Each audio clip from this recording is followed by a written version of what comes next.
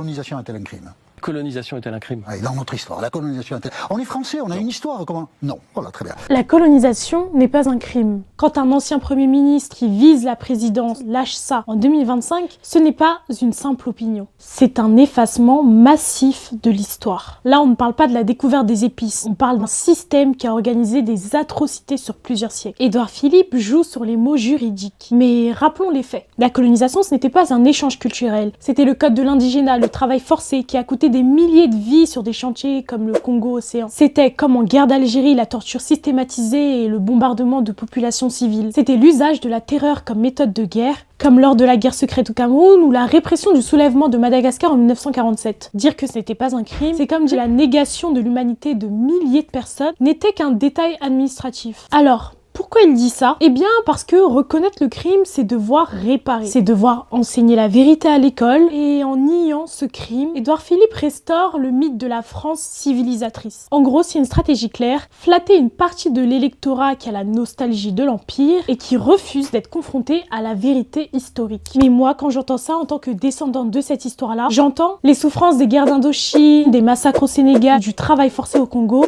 sont un détail. Et pour moi, ça, c'est une violence symbolique. On nous demande de valider le silence sur le traumatisme transmis de génération en génération. Et je suis désolée, mais on peut débattre de politique, mais on ne peut pas débattre de la dignité humaine. Donc refuser de nommer le crime, c'est le commettre une seconde fois dans la mémoire. Alors, je vous le dis, la colonisation était un crime. Le nier aujourd'hui, c'est se positionner politiquement contre la reconnaissance et la vérité des faits. Et vous en pensez quoi? Est-ce que c'était un déni historique ou juste un calcul électoral?